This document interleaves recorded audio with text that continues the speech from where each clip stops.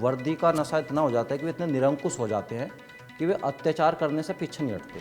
5 दिन मेरे पिता की आंख बने हुए थे। मेरे पिता की सबसे ज़्यादा वही आंख पुलिस ने दबाई जो आंख बनी थी। कानों पे मेरे करंट लगाया गया, एक चिमटी लगा देते थे और ऐसे बटन दबाते थे, ऐसे गर्दन हलती थी। रोटी नहीं खाई गई कुछ दिन तक। एक मन में ये भी थॉट्स आया कि रोटी खाएगा तभी तो पिटाई सहेगा। सबकी पैंट निकाल ली जाती है। अच्छा। और जब तक जिसकी सर्दी उतरती है, 10 थे, 12 थे, जितना तमाम स्टाफ था, सब ने खून से लथपथ कर दिया। जो पिछला हिस्सा था, संजय की बेटी का फ़ोन आता है कि पापा अगली कौन सी तारीख मिली। तो संजय की आंख में आंसू थे। मेरी ज़िंदगी सिर्फ 500 के नोट के बीच में बीती 12 साल में। 500 का नोट उस दोस्त से लेना है, उस बीच में तारीख के बीच में 500 रुपये कमाने हैं। आजकल के बच्चे कहते हैं कि मैं उससे प्यार करता हूँ, मैं उससे प्यार करता हूँ। मैंने महसूस किया कि इंसान सबसे ज़्यादा प्यार खुद से करता है। अगर कोई आदमी किसी से अपनी मौत मांग रहा है तो कितना मजबूर होकर वो मौत मांग रहा होगा। जब मैं उनके टॉर्चर को बर्दाश्त नहीं कर पाया तो मैंने कहा कि साहब आप मुझे गोली मार दो। आज हम मिलवाने जा रहे हैं एक ऐसे शख्स से, एक ऐसे व्यक्ति से जिनकी कहानी शुरू होती है जेल की 4 दीवारियों से, जिसके पीछे न जाने कितनी जिंदगियां खत्म हो जाती हैं। लेकिन इस शख्स ने कानून के गलियारे से गुजरते हुए जिंदगी की नई परिभाषा लिख दी। नमस्कार, मैं हूं ध्रुव और आज मेरे साथ हैं अमित चौधरी जी, जो एडवोकेट हैं, बागपत में रहते हैं और मेरठ में प्रैक्टिस करते हैं। अमित जी, बहुत बहुत स्वागत है आपका। आपको सबसे पहले नमस्कार, बहुत बहुत आपका धन्यवाद, आपने मुझे आमंत्रित किया। 12 साल पहले उस रात को क्या हुआ था जिसने आपकी ज़िंदगी बदल दी? 12 अक्टूबर का जो दिन था वो ऐसा दिन था कि 18.5 वर्ष मेरी उम्र थी और मैं अपनी बहन के ससुराल में गया हुआ था। वहाँ पर उन दिनों 1 लाख का नामी चर्चित अपराधी सुर्खियों में था। उसने अपने गैंग के साथ मिलकर पुलिसकर्मियों पर हमला कर दिया था। वहाँ पर राइफलें भी लूटी गई थी इस केस में। और बहुत हाईलाइट ये मतलब केस था उस वक्त का, 2011 का। और शामली जनपद का उस टाइम गठन हुआ था और 15 दिन ही शामली ज़िले को उस टाइम बने हुए थे, लेकिन सारी व्यवस्थाएं मुजफ्फरनगर से संचालित की जा रही थी। तो 12 अक्टूबर को सुमित कैल नाम का वो अपराधी था जिसने पुलिसकर्मियों पर हमला किया था, जिसमें से एक हमारे पुलिसकर्मी की जान भी चली गई थी और एक की काफ़ी उपचार के बाद जान भी बची थी। मैं उस दिन अपनी बहन के यहाँ पे गांव में गया हुआ था।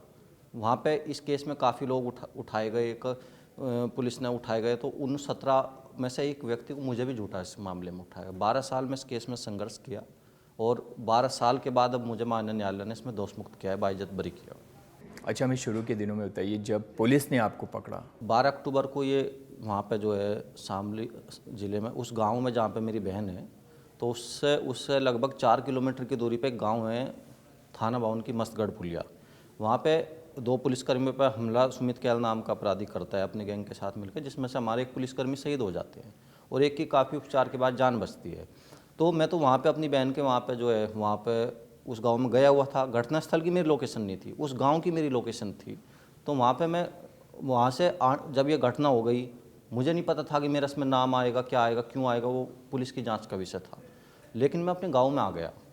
काफ़ी दिन बीतते रहे। तो मैं उस दिन घटना वाले दिन बाहर का व्यक्ति था ना, तो मैं उस गाँव में आया था, घटनास्थल पर था।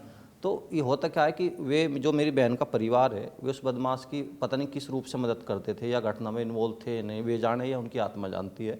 तो उन्हें उठा लिया गया इस केस में, सारे उठाए गए इस केस में, बहन के परिवार। हाँ, इनमें से जो एक अभियुक्त है उनमें से मेरी बहन का देवर भी उस केस में बनाया गया।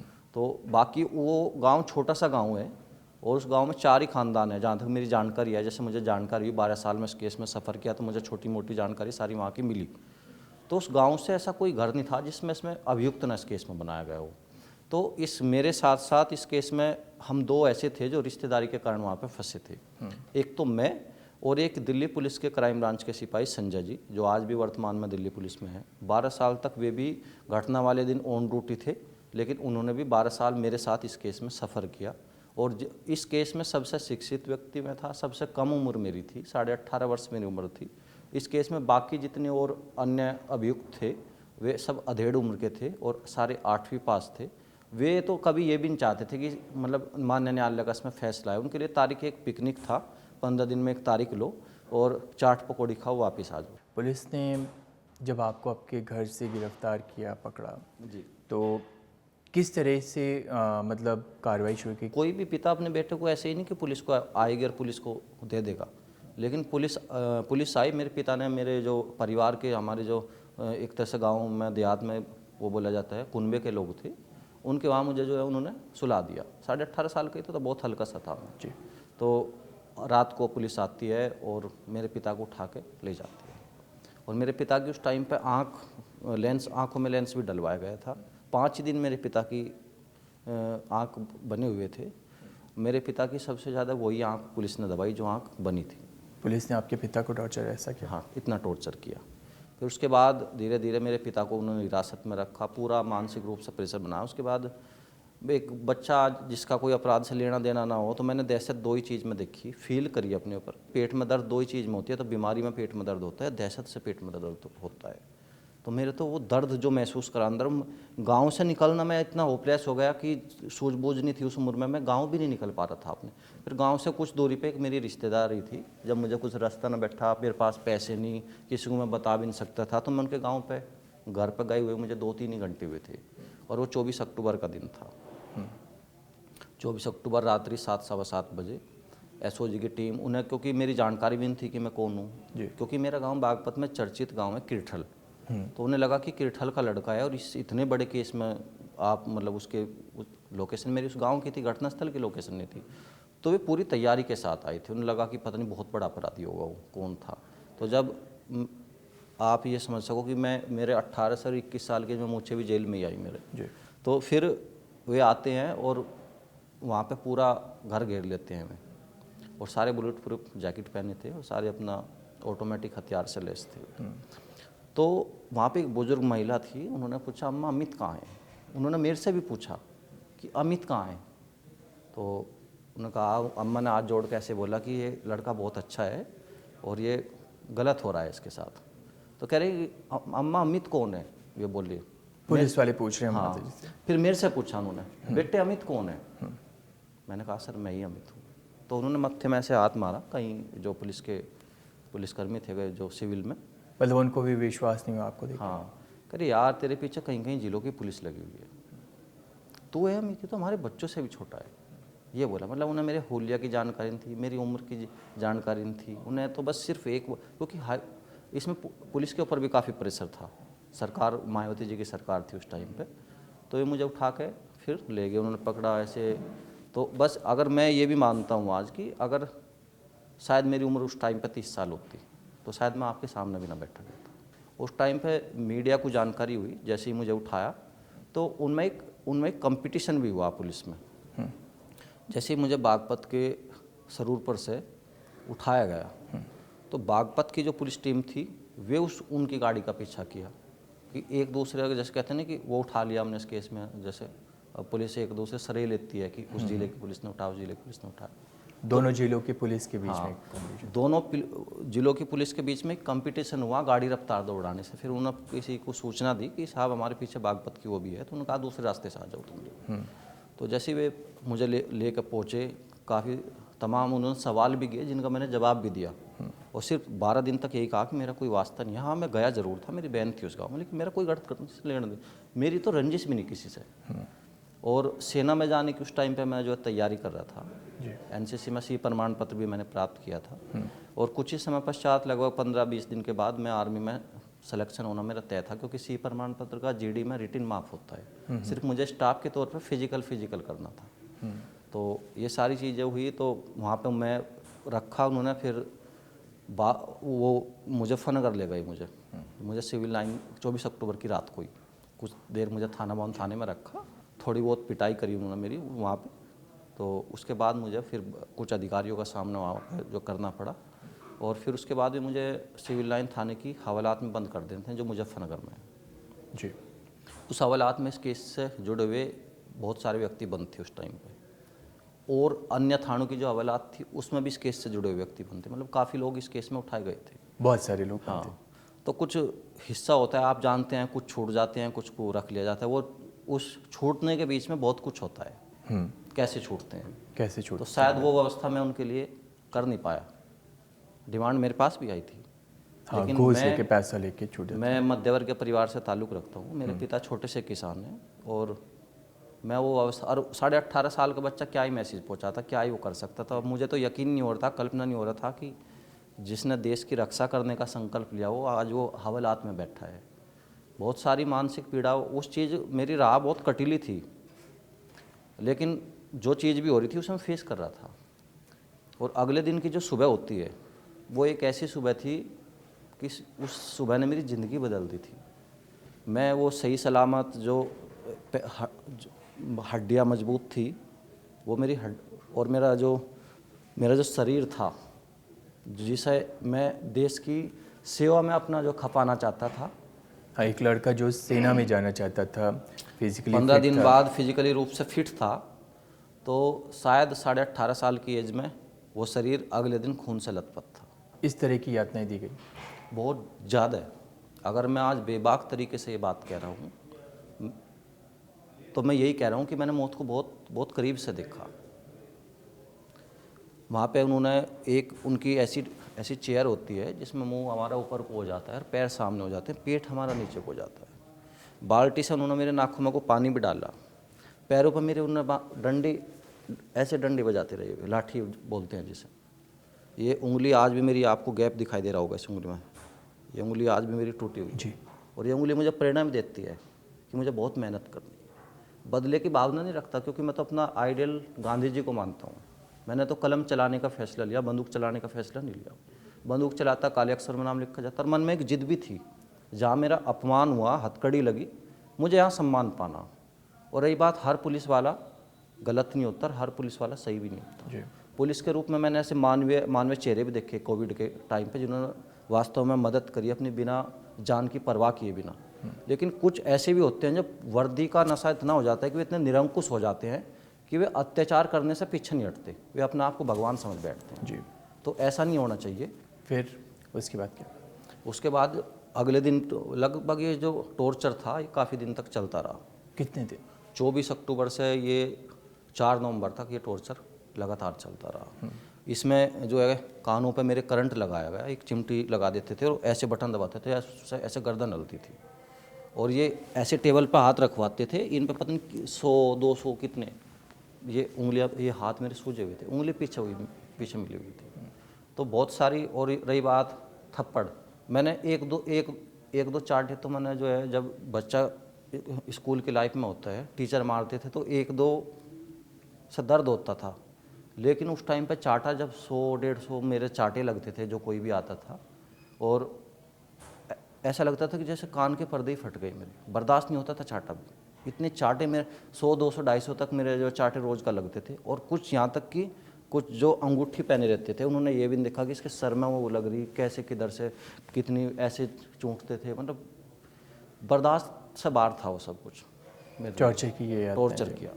उसके बाद फिर क्या होता है कि 3 नवंबर को हमें जो है थाना भवन के लिए भेज दिया जाता है, उसी थाने में भेज दिया जाता है जहाँ से हमारे कांस्टेबल, जिनके प्रति मेरी भी संवेदनाएं हैं, जो उस थाने के शहीद हुए थे। अच्छा।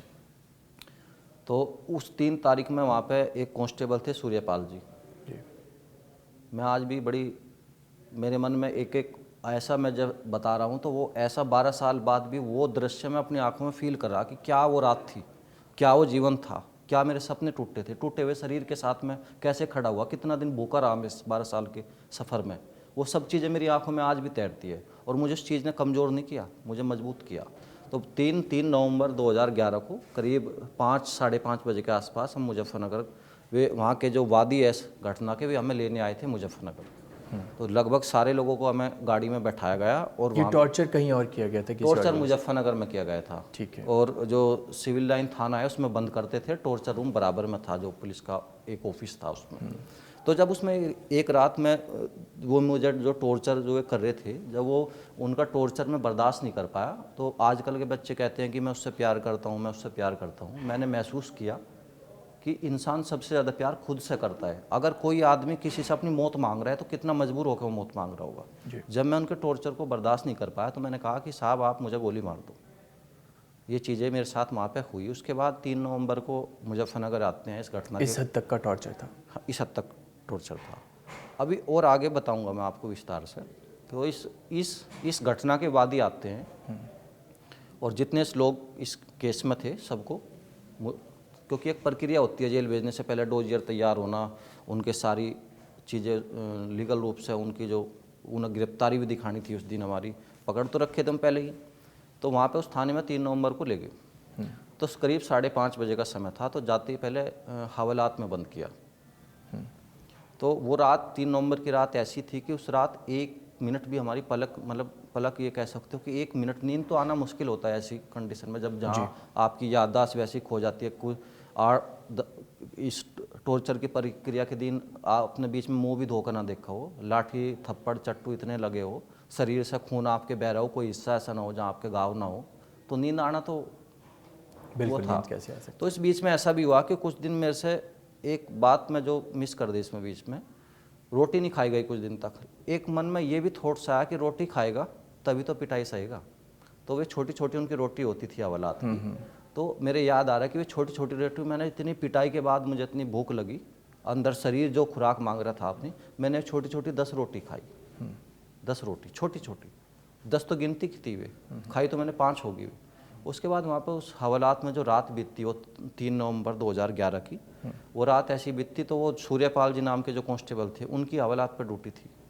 तो सारे ऐसे बैठे थे, तो सोने का तो कुछ मतलब नहीं था। एक हाथ में उनके टॉर्च थी और एक हाथ में डंडा था, और जैसे अगर ऐसे हमारी पलक भी लगी तो वो डंडा यहाँ था सीधा, ऐसे गाली देते थे, तुम्हें सोने देंगे हम ऐसे, हमारा जवान मरा है। मैंने कहा साहब हमने तो नहीं मारा आपका जवान। तो इस केस में जो आईओ साहब थे और सूर्यपाल जी थे, उन्होंने सबसे, मैं नाम लेने से मुझे कोई गुरेज नहीं हमसे। तो फिर उसके बाद सुबह होती है और आ जाते हैं, एक फाइल तैयार होती है, एक डोजियर तैयार होते हैं। ये 4 नवंबर की बात है। 4 नवंबर 24 अक्टूबर से 4 नवंबर तक पुलिस के रिकॉर्ड में कहीं पे आपका कोई नहीं। तो इसमें एक स्टोरी पुलिस ने बनाई कि 3 नवंबर 2011 को, आप एक बात बताइए, जो जहाँ का घटना स्थल है, जहाँ पे घटना हुई 12 अक्टूबर 2011 को, इतनी हाईलाइट घटना हुई, कहीं कहीं टीमें गठित करके जंगलों में, उस जो बदमाश था वो एकनाथ का नामी था, उसकी खाक छानते रहे, डॉग स्क्वाड टीम पूरी लगी हुई थी। क्या मैं घटना स्थल से 1 किलोमीटर की दूरी पर 12 दिन तक वहीं छिप कर रह सकता हूँ? क्या मुझे वहाँ ढूंढने नहीं आए होगे इस बीच में भी? उन्होंने 3 नवंबर को क्या स्टोरी बनाई कि 3 नवंबर को जैसे ही पुलिस टीम नहर से होकर गुजर रही थी तो ईंख से फुसफुसाहट की आवाज़ सुनाई थी, और जैसे ही पुलिस टीम ने अंदर गन्ने के ईंख में प्रवेश किया तो अमित ने फायर जोक दिया। मैंने हाथ में तमंचा तक लेकर देखा। उन्होंने ऐसी स्टोरी बना दी कि पुलिस कर्मियों की उसमें जान बाल बाल बच गई और हमने अमित को अरेस्ट कर लिया, और मेरे पे एक मुकदमा इस घटना के अलावा फर्जी 307 का और पुलिस मुठभेड़ में मुझे री अरेस्टिंग दिखा दी, उन्होंने उठा रखा था मुझे पहले ही। तो ये सब उन्होंने पुलिस रिकॉर्ड में ये दिखाया कि 3 नवंबर में मिला और 4 नवंबर में हमने जेल में भेज दिया, लेकिन उसके बीच के दिन वो क्या क्या हुआ वो तो रिकॉर्ड में कहीं भी नहीं है। तो सारा टॉर्चर हुआ। उसके बाद 4 नवंबर को फिर उन्होंने, एक पुलिसकर्मी आए, उन्होंने जितने भी इस केस में थे सबके एक डोजियर तैयार करे कि नाम, पिता का नाम, उम्र, ज़मीन कितनी है, शिक्षा कितनी है, सारी चीज़ें उसमें मेंशन करी। उसके बाद फिर वे हमें शामली के लिए लेकर निकल पड़ते हैं। शामली के लिए लेकर निकल पड़ते हैं तो गाड़ी में भी पिटाई होती जाती है। तो फिर कॉन्फ्रेंस होती है एसएसपी साहब के वहाँ। अच्छा। वहाँ पे पीछे से कुछ अगर बोलने का प्रयास भी मैं करता था मीडिया के सामने, तो वे पीछे से ऐसे रोक लेते थे, दबाते थे पीछे से, मतलब जैसे मैं कुछ बोलना, वे मेरे से कुछ पूछते थे वहाँ पे भी मीडिया वाले। जैसे 24 अक्टूबर को मैं इस पुलिस ने उठा रखा था, तमाम हिंदुस्तान अखबार की कटिंग में, हर जगह मीडिया और में भी कवरेज चाहिए अनेक अखबारों में, ये मैं कह नहीं सकता क्योंकि मैं उस टाइम हवालात में था। 12 के जब मैं अपने केस पर रिसर्च करी, अनेक अखबारों के मैं जो कार्यालय पहुंचा तो मैंने वहाँ से कुछ अपने केस की कटिंग प्राप्त करी, जिसमें तमाम अखबारों में ये लिखा था कि अमित पुत्र गजय सिंह निवासी किरठल इस केस में हिरासत में लिया हुआ है, पूछताछ जारी। 8-10 दिन तक मेरे से पूछताछ जारी रखी उन्होंने। जब मैं इस केस में दोषी था, मैं ये कहता हूँ, मुझे छोड़ क्यों दिया था जो तुमने मेरी 3 तारीख में मुठभेड़ करी मेरे से? तो वो चीज़ें सारी मीडिया के सामने भी थी। मेरी उम्र ज़्यादा नहीं थी तो शायद हो सके वे और भी कुछ करते थे मेरे साथ। तो ये चीज़ें हुई। फिर वहाँ से आने के बाद फिर हम उसी थाने में आ जाते हैं, और एक बरामदा होता है, उसका थंबल जिसे हम बोलते हैं, पिलर बोलते हैं। तो इस केस में जितने भी थे सबको बारी बारी से हवालात से निकाला जाता है, और उस पिलर पे 2 पुलिसकर्मी आगे को हाथ खींच लेते हैं। पिलर आदमी तोड़ थोड़ी देगा, बिल्कुल। और पीछे एक एक आरोपी जो इस केस में बनाए गए थे, अभियुक्त इस केस में बनाए गए थे, सबकी पैंट निकाल ली जाती है। अच्छा। और जब तक जिसकी सर्दी उतरती है, 10 थे 12 थे, जितना तमाम स्टाफ था, सब ने खून से लथपथ कर दिया जो पिछला हिस्सा था। तो मैं भी था, मेरे साथ भी वही हुआ। अब जब उंगली, अब ये करंट भी लगा हो, नाकों में पानी उतार दिया हो, पैरों से मैं चल ना पा रहा हूँ, तो मेरे जो बैक साइड में 3 महीने में खाल आई थी। मतलब हर वो टॉर्चर जो आदमी सोच नहीं सकता। वो फिल्मों में देखा था मैंने, लेकिन महसूस अपने ऊपर खुद पहली बार करा था कि टॉर्चर क्या होता है, 3rd डिग्री क्या होती है, और पुलिस से लोग डरते क्यों हैं। तो वो मैंने मानवीय चेहरे भी देखे पुलिस के, लेकिन मैंने दोनों ही चेहरे देख लिए। 30 साल की उम्र में मैंने दोनों ही चेहरे पुलिस के देखे, अच्छा भी और बुरा भी। अब उस टॉर्चर के बाद फिर रेस्ट दिया जाता है कुछ। अब जब खून और मांस पैंट निकाल के पिटाई हुई हो, आप समझ सकते हो कि पैर भी सूजे कि हम बैठ भी जाएंगे। हम ऐसे पत्नी जैसे तैसे करके हम ऐसे उस हवालात में ऐसे बैठे थे। फिर अचानक से मेरे आज भी याद है कि जो है सारी प्लेट के खाना आता है, खाना उंगली तो सब हमारे से वे भी नहीं, मतलब ऐसे हाथ काँप रहे थे। आज भी मेरी आंखों के सामने सारा दृश्य चल रहा कि वो हाथ ऐसे काँप रहे थे। हाँ, इतने टॉर्चर में आदमी खाना कैसे क्या खाएगा। बिल्कुल। तो खाया नहीं गया तो सामने से आवाज़ आती है कि मर थोड़ी जाएंगे साले, मत खाने दो। अच्छा। उसके बाद एक बाहर पूरी तैयारी, फिर से एक टॉर्चर की तैयारी थी। लंबी लंबी हथकड़ियाँ बांधी गई ताकि जब डंडा लगे ज़मीन में गिरे तो एक दूसरे को खींचे ना। PSC का गोल गिरा था करीब इतनी दूर तक, मैं ये नहीं कह सकता 15 जवान थे, 20 जवान थे, कितने थे। वो उस केस में जेल नहीं गया जिसने, जो घटना का मुख्य आरोपी था जो 1 लाख का नामी सुमित कैल था, जिस पे दर्जनों मुकदमे थे, वो जेल नहीं गया इस केस में। वो उसका सीधा एनकाउंटर हुआ है। तो उस पर वो गुस्सा दिखाते तो बनता था। घटना करने वाले जो है वे जो चंद लोग थे, अभियुक्त इसमें 17 लोग बनाए गए। और सिर्फ 17 लोग नहीं बनाए आपने, 17 कुछ जो माननीय न्यायालय ने दोषी किए हैं। एक इसमें अभियुक्त को आजीवन कारावास हुई, एक की कैंसर से मृत्यु और एक का एनकाउंटर हुआ। वे 3 लोग थे घटना करने में। बाकी के जो लोग हैं, आप सिर्फ जो है 12 लोग के जो परिवार बचे, सिर्फ 12 लोगों पर टॉर्चर नहीं था। वो 12 लोगों के पीछे कितनी ज़िंदगी जुटी थी। एक इसमें पहलू मैं आपको ये बताता हूँ, जो संजय है क्राइम ब्रांच के सिपाही, मेरे तो शादी नहीं हुई थी, तो मैं तो आर्थिक और मानसिक पीड़ा लेकर जो तारीख का सफ़र तय करता था तो मैं जाता था। तो एक बार हम जो तारीख पे मिलते हैं, एक ही केस में थे और लोगों से तो मैं ज़्यादा संपर्क नहीं रखा। संजय नौकरी पेशे वाला आदमी था, पढ़ा लिखा व्यक्ति था, तो मैंने पढ़े लिखे होने के बावजूद, और वो भी इस केस में गलत फंसा था, तो मैं उससे ही बातचीत इस केस में थोड़ी बहुत उससे ही बोलता था। बाकी मैं किसी अभियुक्त से बातचीत भी नहीं करी कभी। तो संजय के पास फ़ोन आता है, तो संजय की बेटी का फ़ोन आता है, भतीजी, जो हमारी भतीजी लगती है, कि पापा अगली कौन सी तारीख मिली। तो संजय की आंख में आंसू थे। अब वो तो पुलिस वाला होकर इस केस में नहीं बच पाया, तो मेरी तो 18.5 साल की उम्र थी। मैं वो तो सारे विभाग के सिस्टम जानता था, कैसे बचा जाता है, कैसे नहीं बचा जाता। मैं तो कुछ जानते ही नहीं था 18.5 साल की उम्र में। घटना वाले दिन वो भी ऑन ड्यूटी था, और IO साहब आते हैं इस केस में एविडेंस कर दे, तो मेरे से पूछते हैं, मैं इसी केस में ऐसे था कि वकील साहब आप किसकी तरफ से हो। मैंने कहा आप मुझे नहीं जानते। कह रहे नहीं। मैंने कहा आप किसकी तरफ से हो। मैंने कहा चलो। ये घटना तब की है, ये IO साहब वही हैं जो पहले उस जिसने मेरा इस केस में इन्वेस्टिगेशन करी, मेरा नाम डाला, तो वे कोर्ट में आकर मेरे से इतने सालों बाद आपको पहचान नहीं पाया जब आप वकील बन गए। एक बात बताओ, यदि मैं आपके साथ कोई घटना करूं, क्या आप मुझे भूल जाओगे। मेरे नाम, उनके एक व्यक्ति का नाम मेरी कोई रिश्तेदारी है सूर्यपाल जी से, मेरी कोई IO साहब से रिश्तेदारी है। मैं भी तो कुछ ही घंटे उनके बीच में रहा। 12 दिन मेरा टॉर्चर कहीं और हुआ, मैं एक ही दिन तो उस जो थाना में रहा, क्योंकि मेरे ऊपर बीती है। मेरे एक नाम, एक दस से क्यों मेरे याद है। तो उनके भी तो विभाग के ऊपर बीती थी ना, वे तो मेन इन्वेस्टिगेशन थे इस केस में। आप किसी केस में गवाही देने आ रहे हो, आप सच्ची दोगे झूठी दोगे, किसी की लाइफ का फैसला होना हो, तो वे इस बात को कैसे बोल गए कि मैं कौन हूँ।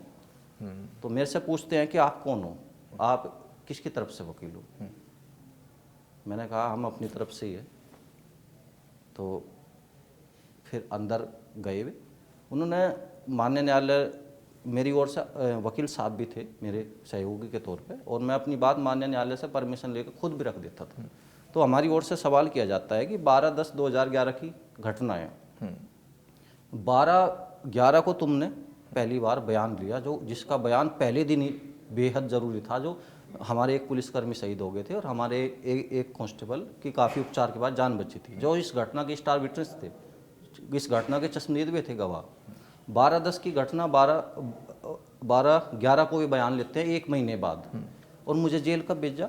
मुझे जेल भेज दिया 4/11 को अज्ञात के मुकदमे में। आपने मेरी शिनाख्त भी करना उचित नहीं समझा कि ये लड़का था या नहीं था, या किसी की लाइफ के साथ जो मिला उसे ठूस दिया।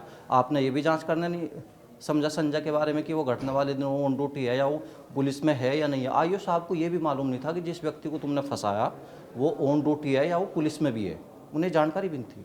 जो मिला अपनी वाहवाही लूटने के चक्कर में नाम मेंशन कर दिया, लपेट दिया। उसके बाद फिर उनसे पूछा जाता है कि 12/10 की घटना है, 12/11 को आपने बयान लिए भाई, जो है कांस्टेबल जैसे उनके थे ऐसे ही हमारे थे, पुलिस सबकी होती है, थाना भी तुम्हारा, जीडी भी तुम्हारा, समय भी तुम्हारा, रिपोर्ट करता भी तुम, जांच करता भी तुम, सब कुछ ही तो तुम्हारा था। तो क्या मजबूरी रही जो बिना जांच करे, बिना शिनाख्त करे आपने अंदर भेजा? मुझे दिखाते तो एक बार। जब इस केस में एविडेंस हुई तो पुलिसकर्मी साहब आए हुए, जो हमारे जो कांस्टेबल बच्चे, उसने कहा ये लड़का नहीं था।